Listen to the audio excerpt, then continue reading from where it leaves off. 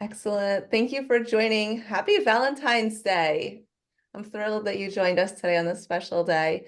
Today, we're having a roundtable event, Lessons Learned from Going Digital.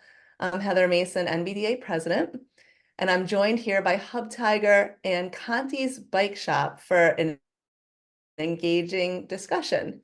Today, we're going to focus on how major bicycle retail chains have embraced digital transformation. We will share firsthand experiences learning how major bicycle retail chain Conte's has adopted digital platforms into their operations. We intend to save time and delve into the various aspects of the digital journey, and we'll share lessons, challenges overcome, and successes. So lots here. This conversation is going to be awesome. We selected the roundtable format for today's conversation in order to fully engage the audience. That's you. Thank you for being here. So as we go along, if you're in attendance, feel free to put questions in the chat. You can raise your virtual Zoom hand, and that way we can call on you and answer the questions as we go along. So we'll take questions as we go, and then we can also at the end double check and see if anyone has any additional questions. I'm going to act as the moderator today. I have some questions already in my queue for our guests today, and I'm looking forward to having some questions for you to add to the mix as well. So with that, let's start with some introductions. Stuart Blythe, CEO and co-founder at Hubtiger. Stuart, thanks for being here. Absolutely. Thank you for having me. I'm really excited about this discussion. I am too. I am a huge fan of Hubtiger. I've been talking the Hubtiger language for the past couple of years now. Hubtiger is an association member of the NBDA. I know you work with many of our retailers, but there might be some people on the roundtable today that aren't familiar with Hubtiger. Can you give us like a brief overview of Hubtiger, please? Sure. Hubtiger started about 6 years ago, focused on the bike shop, really trying to transform bike shops into, well, I guess now it's 2024. Really so basically we build software for the service and repair side of the business, and then also the rental side of the business. We've got two products, and we try and improve efficiencies, enhance your customer's experience, and drive revenue into the shop. So that's kind of what we do. In a nutshell, and there's so much more. We'll get into that. It's an amazing resource. George Lee, always thankful to have an opportunity to work with you. It's nice to have you on the event today. With Conte's, can you give our retailers in attendance a bit of an overview about Conte's locations, number of stores, what makes Conte's so unique? I mean, I know the store well, but many people might not be as familiar. Sure. Thanks for having me on. Conte's Bike Shop, we're an East Coast retailer. We have 21 locations from Boston to Fort Lauderdale, and a strong e-commerce business. We're very much focused on being a local bike shop, and we place a lot of emphasis on our store managers to be the face and the connection to the local community. So one of the things we want to avoid doing is being kind of cookie cutter amongst those 21 locations. So customer-centric nature is the main tenet of our business, and making sure our customers have the best experience is prominent. So all the platform systems we use to do that are validated rigorously. And on the back end, we have a kind of mantra, which is operationally consistent, locally authentic. That way we can all talk the same language, but ultimately serve customers in a way that's engaging and feels like a local bike shop. Been around since 1957 and had quite a few renditions in terms of our operating structure. No longer a franchise, just one company. And the two owners of Conte's, one of them, David Conte, his father started the business. He's been working since he was 9 years old in the bike shop. And so his whole life and passion is about cycling and helping local cyclists become successful. It has been absolutely fabulous to watch Conte's success and to see Conte's grow, and to watch you, George, as the retail strategist and operations director just really take your position and bring so much to Conte's. And we asked you on this roundtable event today because I know that you're very specific and you use data to help you make any decisions. And Conte's has really embraced a digital journey. And so can you just give us a little bit more about maybe the why behind Conte's has decided that going digital was important to the way you operate?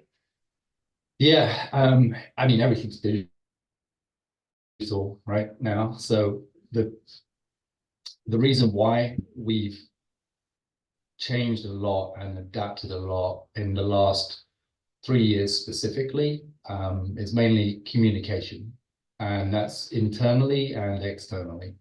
So about 3 years ago, we switched to using Teams and Microsoft 365 to communicate between stores. And that was a game changer for us. If you have one location shop, not so necessary, right? But as soon as you have more than one location, having an effective way of communicating, sharing information is really important. And then looking at all the different ways that customers expect to interact. And that's the key thing, is like expect to interact. You have to compare your business, whether you're like one store or 50 stores, to other industries where a similar service or product or informational exchange happens, and see what other industries are doing that are setting kind of the high level benchmarks. So looking outside of the bike industry, seeing what experiences are, and then seeing what services are available for us to use, and making sure that they work in every facet. And one of the other really important things is, obviously, this doesn't apply to Microsoft Teams because that's a fairly solid platform, but when you use more niche vendors like we do, you want to make sure that people that you're working with are open to feedback and are willing to change and adapt to meet the needs of your business. So being able to build good relationships with those service providers is one of the key things for us as well. So ultimately, why, in summary, is better communication that facilitates more sales. Yeah. Yeah. And there's so many touch points that we've been working with retailers on when it comes to going digital. It could be your in-store signage, it could be your communications, your point of sale, which I'm going to say I don't think anyone uses their point of sale to the optimal level. Or it could be service center software, which is what Hubtiger is helping with. And we really have a mission at the NBDA right now to make sure our retailers, our members, our industry is using the platforms that are available to them to the optimal level, because it will help with efficiency. But there is some hesitation, there is an investment, and you need to make sure you're using these platforms to their full potential. So Stuart, I guess from your side, you've been working with thousands of retailers across the pond, if you would, and in the States here. You've decided to bring forward service center software to help our service centers operate on a digital level. And I'm sure you're working with retailers who maybe have some hesitations or reservations, but you also know the results. Could you just speak to this a little bit? Sure. I mean, I think the hesitations were a lot more in the beginning. 5, 6 years ago when there was nothing. I remember walking into shops and showing them software, and the guys were really just happy with paper. Paper job cards, calling their customer, and it's worked for 20 years for them. But there's a thing that says, what got you here today won't get you tomorrow, won't get you there tomorrow. And so things do evolve and things do change. And I remember this one store where they had two partners. The one guy was all for Hubtiger, digitizing, transforming the bike shop, and the other guy was just no. And it took me about 3 months to get them involved. And I probably went back to their store 4 or 5 months later just to check if everything's going well. And the guy that was so adamant on not going digital, I think he said, "This is a game changer," about 8 times in about 5 minutes to me, which was amazing. So we kind of like shifted, and I think that's the thing. Change management is hard, but once you actually do it and it can improve efficiencies, enhance your customer's experience, and just improve the lives of the people in the store, it's all worthwhile. Yeah, I think as owners or managers, it's easy for us to say, okay, I think this will solve a problem and be good for my business. But getting our team, our staff, our sales team, and our service team, and maybe our rental team to like embrace this can be challenging. Challenging. And I think it's really important to go in with like a seamless plan and maybe some accountability. So just talking about that workflow, I guess I'd pop this one over then to George. You know, you've decided maybe to go digital and you're gonna create an opportunity to, let's say in this case, work with Hubtiger, and you're introducing it to your service staff, but you also need to make sure your sales team or your rental department is aware. How do you make sure that this process was seamless? I wish I could say it was seamless. I don't think it's ever seamless. Yeah, how do you make it as seamless as possible?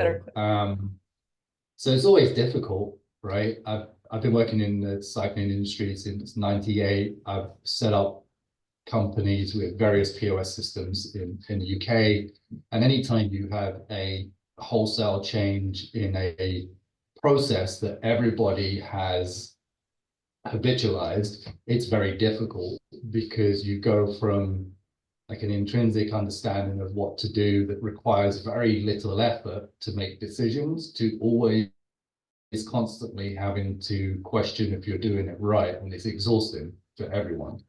So you have to understand that it's going to be hard, figure out where those pain points are in the implementation process and mitigate for it. So first thing to do is always focus on when you're going to have the least impact on the business. So when are you going to have the least touch points? So off season, the winter, right? That's the best time to do it. As soon as it ramps all the way down, probably after the holiday spike that we see, January, February, best months in the US, with the exception of the Sun Belt, best months for most of the US to do that type of implementation. Then you have to figure out, okay, what's going to change? So how does it connect on the back end? What does it connect to? Robustly test it yourself. Service providers are going to tell you it's perfect, it's going to work totally fine. They're always going to say that, but come at it with a very critical eye and try and break it. That's kind of my philosophy, is figure out what can go wrong, involve the key people. So if you have a workshop manager, involve them. For us, we have an inventory manager who's very diligent. We involved him. So we just have to like make it sure every connection works. And then when you feel confident that you know how it works and you feel like an expert on the platform, that's when you can roll it out to other people on the team. And then doing that, you have to do in stages and make sure that you leverage any of the support from any of the teams. That when we onboarded Hubtiger, Stuart and his team were very diligent, helped us immensely with training the staff, and we coordinated what was going to be communicated to the staff so that we were always on the same page. Then there's, what we call a go live date. That's when we turn everything on. So we've prepped everybody with as much information as possible, the why, the benefit to the customer. That's kind of key. I guess I missed that. Like lead with what benefits the customer. How is this going to change the customer's experience? Why does this make us more unique to the competition? And ultimately, how does that generate more profitability for the business? Then you go live, you turn it all on, and it's all hands on deck. So for me, whenever we've done this, I'll basically clear my schedule. We have 21 stores, so it's going to take a little longer. So I'll clear my schedule for 3 or 4 weeks of any major work and just focus 100% on reviewing how it's being used, contacting people individually and making sure they're comfortable with it, making myself available for text messages, calls, anything, video conferences, anything that the team needs for support, and then documenting any issues and making sure that any major problems get reported back to the service provider for any quick fixes.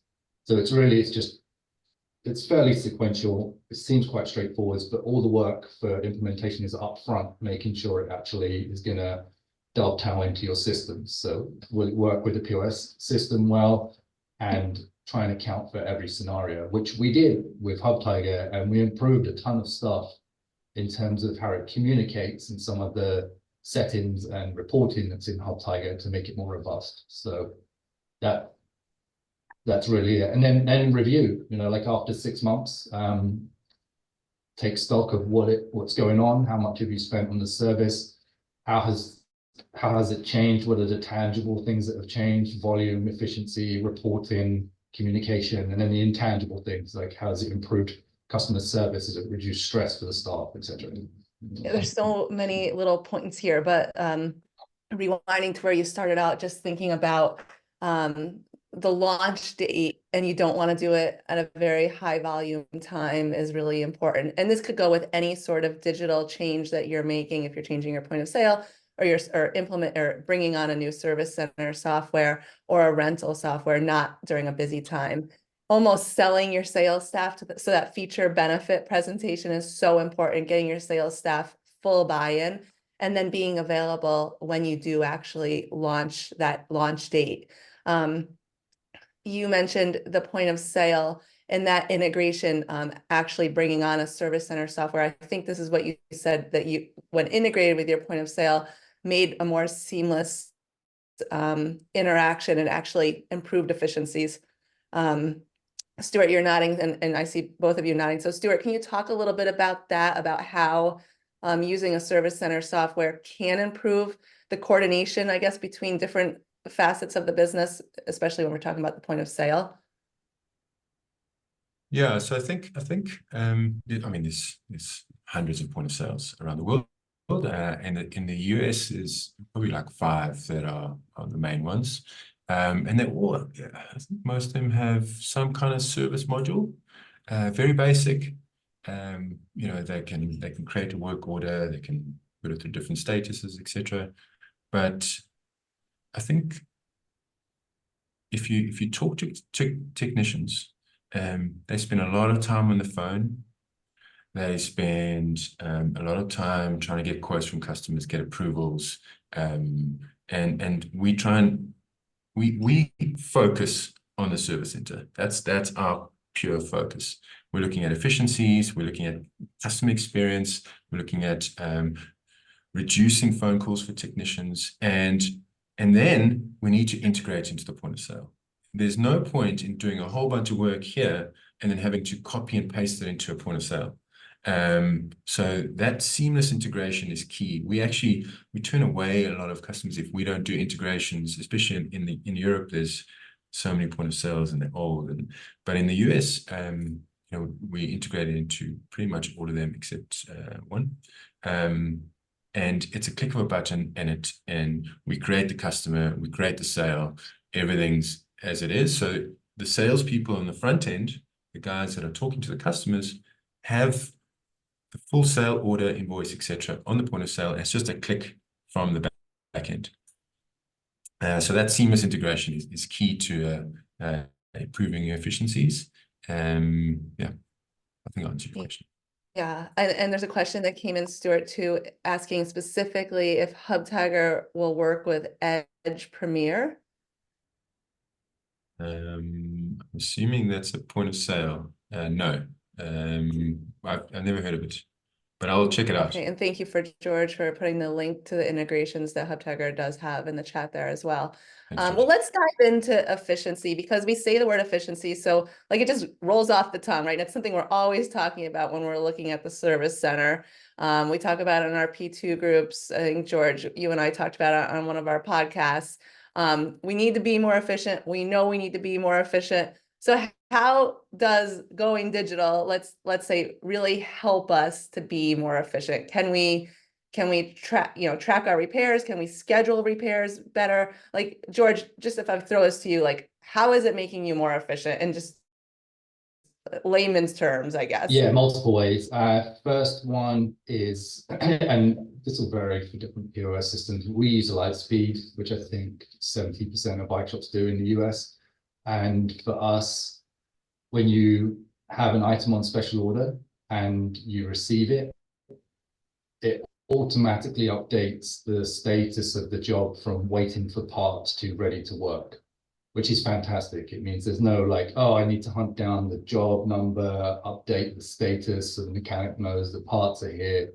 We just scan it in, we see it's on special order, we throw it in the special order area, the job queue gets updated automatically with, okay, you can work on this now, all the parts have arrived.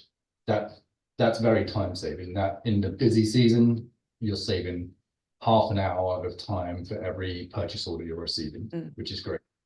The next thing is, Stuart mentioned this earlier, but the communication with the customer. So Hubtiger's job cards have messages that are unique and attached to each of the jobs. And those come through as texts to the customer.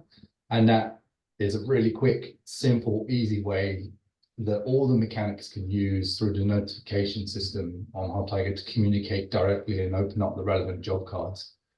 The second part to that is the quote function on Hubtiger too. So we have a policy of writing up the quotes when the customer's in front of us so we can get confirmation, but sometimes we miss things, or sometimes the customer just wants to drop the bike off, or the mechanic's not there because they're on lunch and they have to do the quote another time.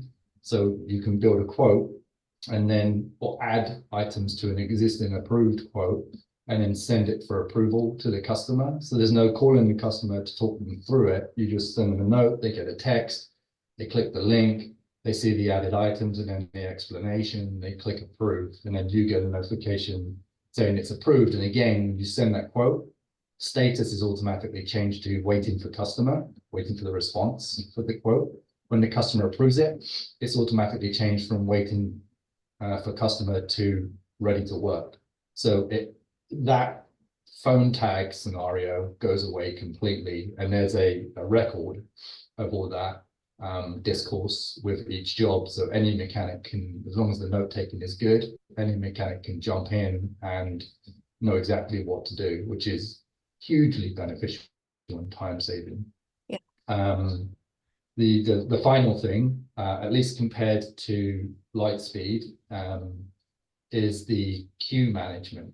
So the visual of the calendar in Hubtiger and being able to see all of the allocated jobs, and then if you use the labor goal and time allocation properly, you can see when people's queues are getting filled up, and it's simple drag and drop of jobs to fit a calendar. So it's those three things have really improved efficiencies for us in the service department immensely. Yeah, the manual, the time of our employees, the time spent trying to get approvals from our customers, and even I'm sure now you can offer options for upgrades with repair parts and maybe even make a better sale. So there's lots of opportunity there. Stuart, I see you nodding, and I know you work with lots of retailers. Just any other things that you would add as far as success stories to improve efficiency and maybe even reduce turnaround times. I mean, that's the ultimate goal, right? If we can get faster turnaround times, more efficient days, more profitable workshops. Yeah, so in terms of efficiencies, other than what George said, just in the job card space. So we actually, when the bike is there, a lot of shops were emailing or calling customers to remind them of services a few months later, and we automate those things. So like automated communication pre-service and post-service has saved a lot of time, and that also drives customers back into the store. Then, I mean, I guess some of the other features really comes around returning customers and increasing revenue. I don't know if we'll get there, but I think George covered most of the improving efficiencies. Excellent. And there's a question coming in here from Daryl, and I see George. You're on it. George is being efficient today in the chat. He's on it. Yeah, if our listeners have any I'm going to other be sending you commission there, George. if our listeners have any other questions on efficiency, connectivity with point of sale, that scheduling, communication with customers, please put them into the chat there.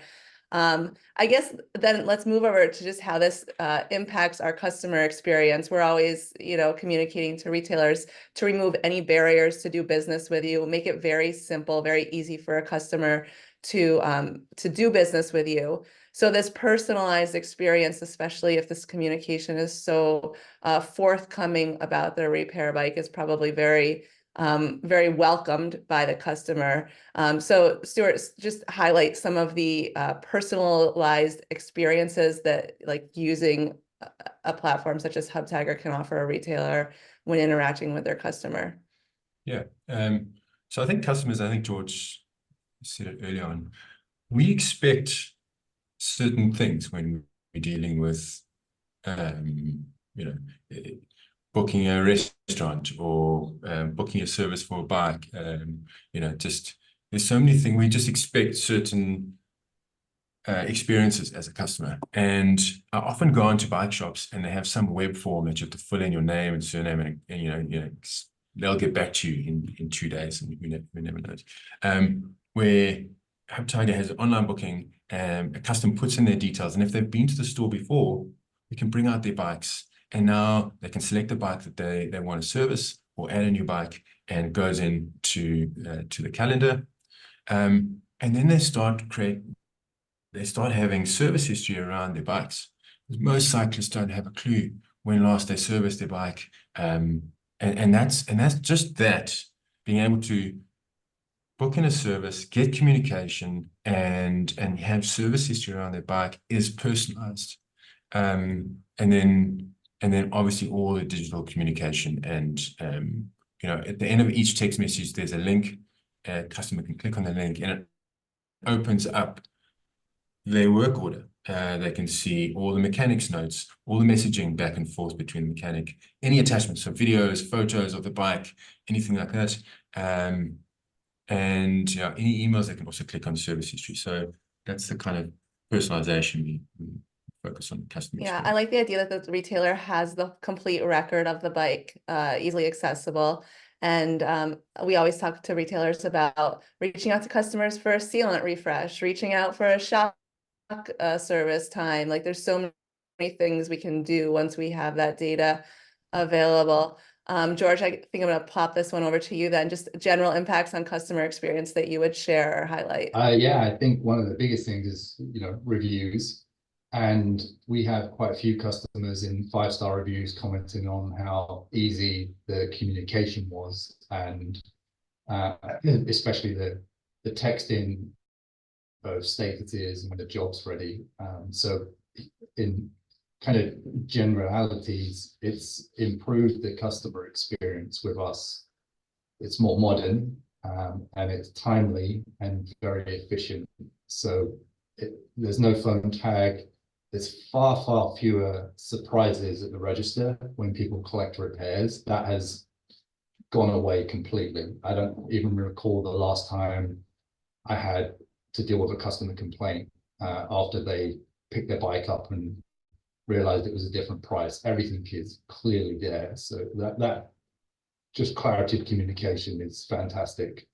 A lot of the customers, Stuart already mentioned this, they love the fact that it integrates into Strava and tracks mileage and recommends when to replace chains and cassettes and the like as well. So it's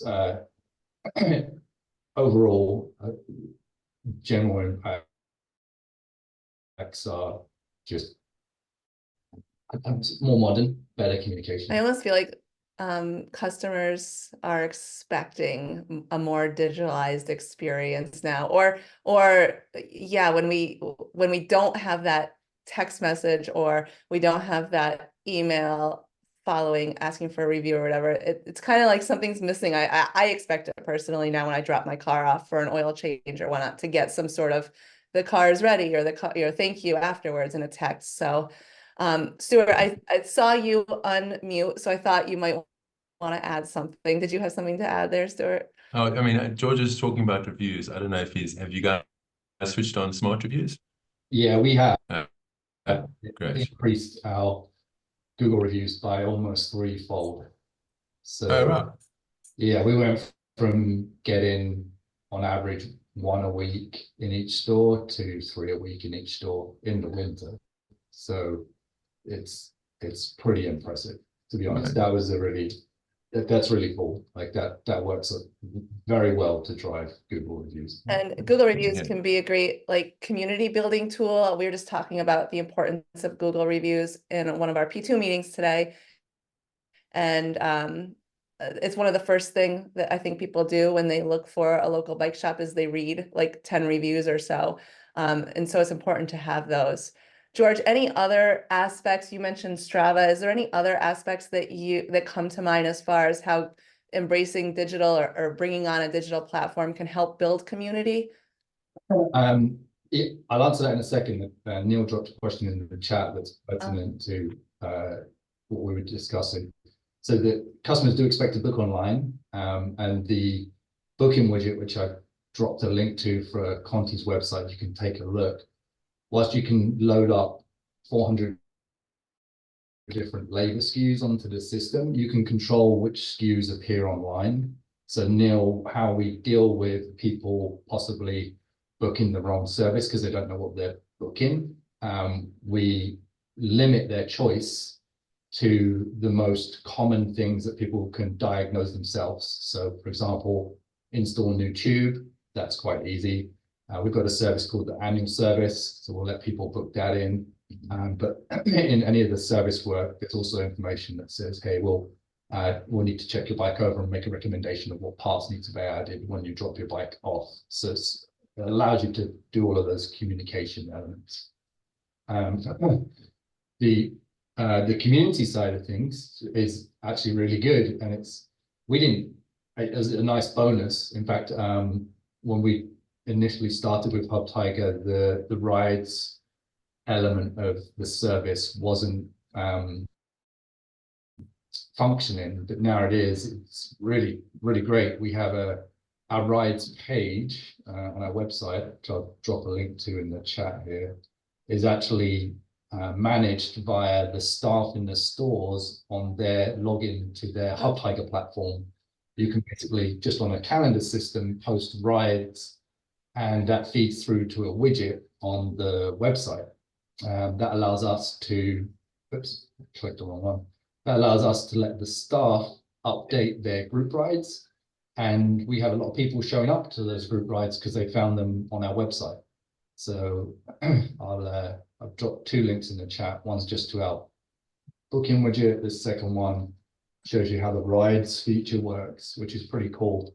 So you load up a GPX file, an image, set your cadence for the ride if it's weekly or monthly or every 2 weeks, the category of the ride, and then people can search through them. They can even click and sign up to join the rides as well through the website. That's excellent. And I so appreciate you sharing everything that you're doing with the retailers that are listening today.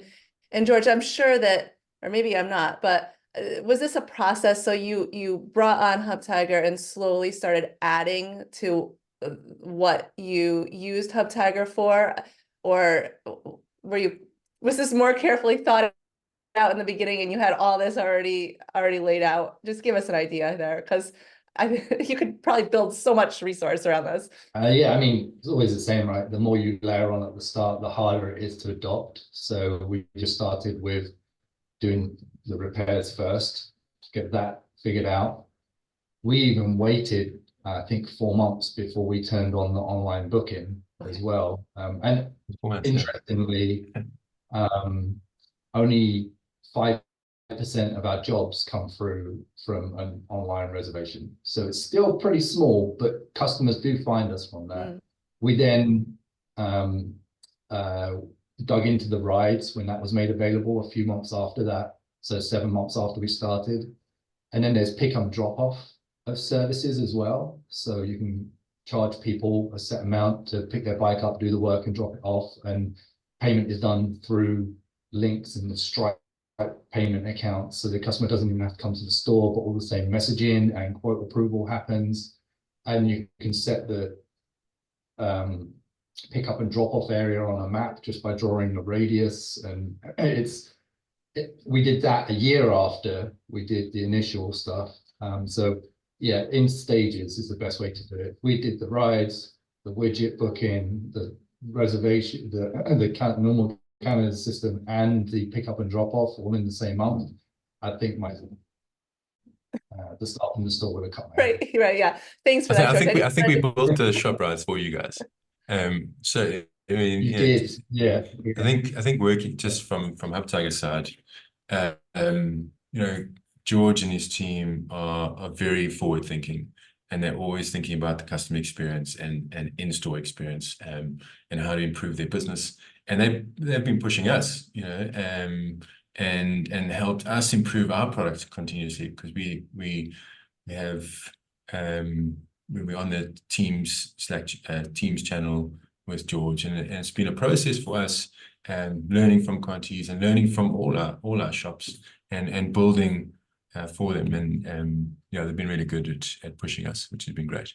Well, one thing we've skipped over entirely, which we also pushed for pretty hard. One of my co-workers, Chris Duffy, worked with Stuart and his team to create a bike fitting reservation system as well, which is pretty much the same as the service scenario, but has its own widget. So there's a bike fitting page to book reservations online. We do actually get quite a lot of bookings online with fits.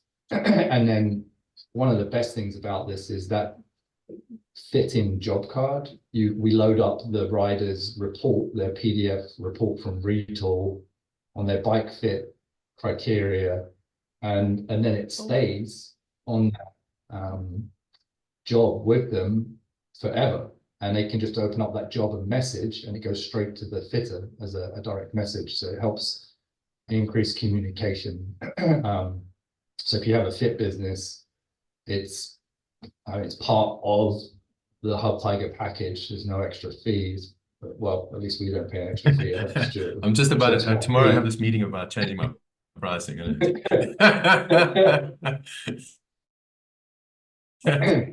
You're going down again? You're going down on the pricing again? I'm glad you brought that up, George. I think fitting is such an opportunity for retailers, and I'm really thankful you brought that up. And fit customers do really like that personalized communication, and there's often things that need to happen there in order to prep or follow up from a fit appointment. A couple questions in the chat function. Stuart, I'm going to throw this one over to you first. Yeah. The Hubtiger bike management app for customers is very intriguing. This is from Daryl in Texas. Can you tell the audience more about that? Sure. When we started Hubtiger, I interviewed lots of cyclists, and obviously I'm a cyclist, and cyclists didn't know when last they replaced their chain, or when last they replace their tires, and just they needed to first of all have service history, and then how many miles they've done on their bike, how many months since the last service, and so we built this app for cyclists. It connects to their bike shop. They can connect to Strava and all their bikes, and if they're really diligent about it, they can track how many miles they've done in a chain, or how many hours they've done riding, and it just helps them manage their bike a little bit better, and then obviously keep service history, and then schedule a service with their bike shop. So we built that a few years ago, and we have some. Obviously, not everyone wants another app on their phone, and that's fine. But the guys that really love their bikes would divorce their wife before they sell their bike. This app is a godsend.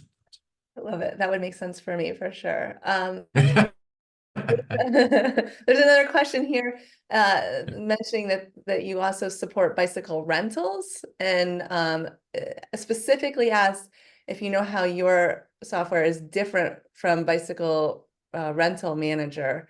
I don't expect that you're going to be up to speed with all of them, but just maybe a little bit on what you offer. Sure. I mean, I don't want to compare ourselves to BRM. BRM's been around for a long time. I think Doug started in 2008. It's a great software that Conte uses for their rentals. And we're still in our infancy journey. We're working really hard in improving the software. And there's lots of so in terms of the difference, I think they've been around for longer. They've got a lot of features. But I don't want to compare us. I don't think it's right. I think BRM's a great software and they're doing a good job as well. Yeah, excellent. There's something I wanted to ask both of you, and that's from the data side of things. So with our Retailer Excellence Awards this year, we're asking retailers to give us some data to help us look at key performance indicators. And that might be like service attachment ratio or just other numbers specific to the service shop. I've heard that some of our point of sale systems don't easily provide that information to us unless it's like a send. So using digital software like Hubtiger, are we able to have better optics on the data that our service department is producing as far as gross revenue, attachment ratio, and whatnot? Yeah, I think we have loads of reports. You can do everything from average revenue per service type, how long things took, recurring customers. That's quite an interesting one, actually. We did an analysis on a couple of bike shops, it was last year. How many of your customers are coming back in the same year? How many recurring? And I think it was low. It was like 15%. And they should be going to your bike shop twice a year, at least if they're running a lot. So we've got average spend per technician, average spend per job, how long it takes, recurring, and other things in terms of like actual performance within the service center. But I guess reviews would also be a one to look at. Excellent. So you can even dial it down to employees. And then I also heard you with the scheduling. I would imagine you can say like this tune takes this amount of time, and it allows you to monitor that. George, in that data, kind of category that I just brought up, is there anything that you would add to that, or what reports or what you find useful working with Hubtiger that you didn't have access to before, maybe, or has improved just the way you look at your service, like numbers? Yeah, well, Lightspeed reporting on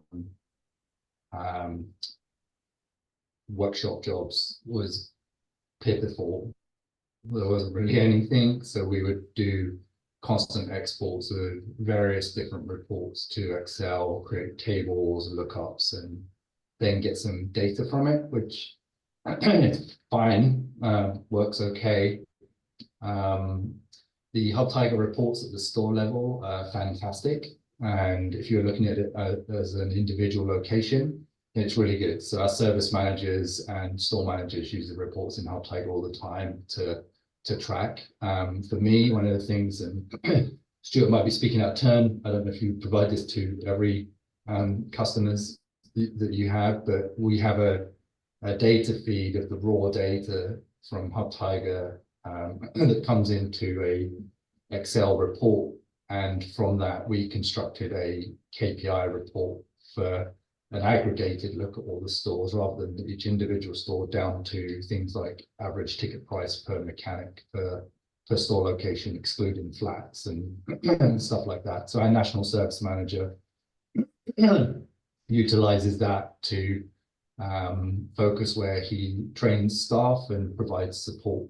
And I use it along with him when it's busy to make sure that we're not getting overloaded, which is something that can happen a lot, is overbooking of the workshops. So making sure we're scheduling out far enough as well, and therefore utilizing that to figure out, okay, how much more extra payroll do we need to allocate to cope with the demand at the moment.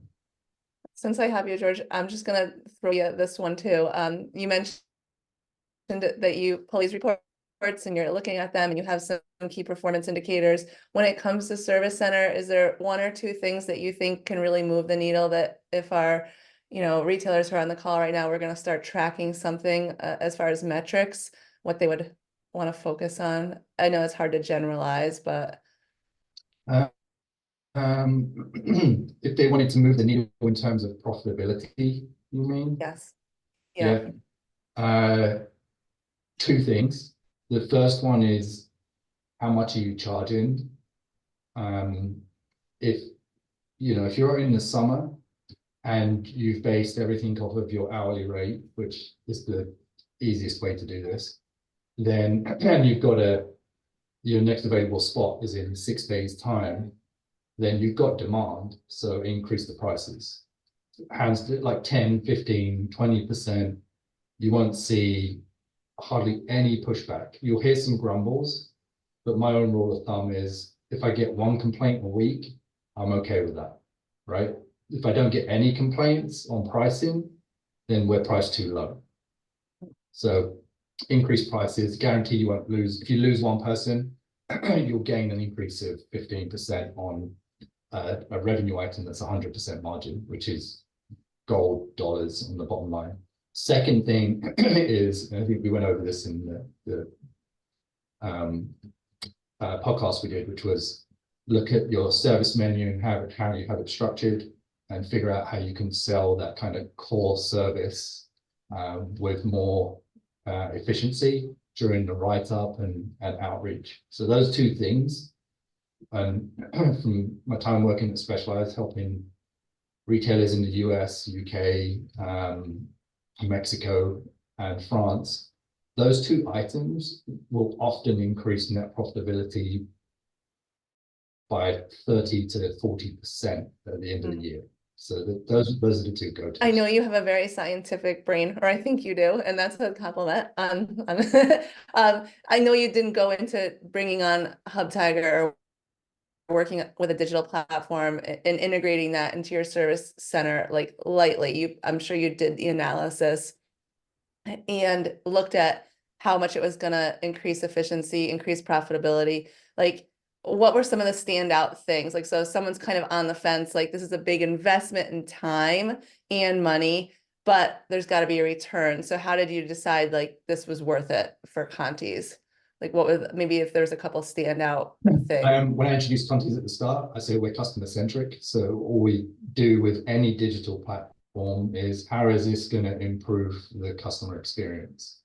And yes, there's a cost, but it's a very affordable cost compared to the increase in customer experience and customer service. So, I mean, for the rate of one store per month, it's worth it, just alone for the efficiency savings in terms of the back and forth in the busy season with phone tag with customers. It's totally worth it. And does the team, your service staff, do they see the efficiency gains too? And are they like fully embraced now and they're in it to win it? It only took probably 3 weeks for all the staff to say that they didn't know how they worked before without this. Wow. So when Stuart said that, retailer said it was a game changer, I'm pretty sure all of our staff that were using the old system compared to now would express the same. If we took it away, it would be absolute chaos, and there would not be as much oversight that we have right now, and we wouldn't have as much control of the customer experience as we do. And this conversation is so important, and I'm sure we have some retailers who are probably listening, and listening to a conversation is one thing, but actually seeing a demo of the product or how it might actually help improve efficiencies, I think is a game changer. Stuart, is your team still doing those one-on-one demos if someone wanted to connect with you for that? Yeah, all the time. I think it's such an important thing just to connect with the shops, understand how they work, because every shop is slightly different, and we can configure our system. So it's important for us to do the demos and just to have a good relationship. I think connecting yes, we sell software, but we also connect with our customers. It does seem like you and George have a great relationship. Is there anything I missed, gentlemen, that it would be important for our listeners, for our retailers who have joined us today?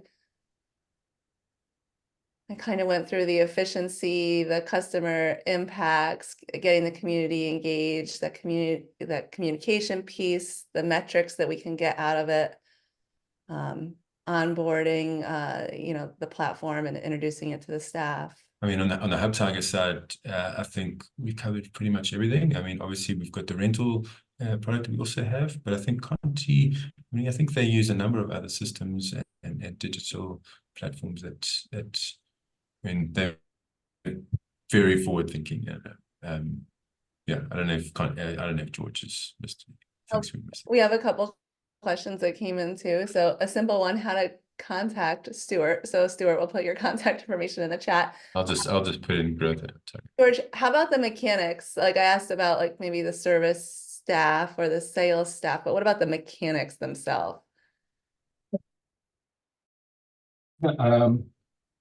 There was apprehensions amongst most of the mechanics at first because change is hard.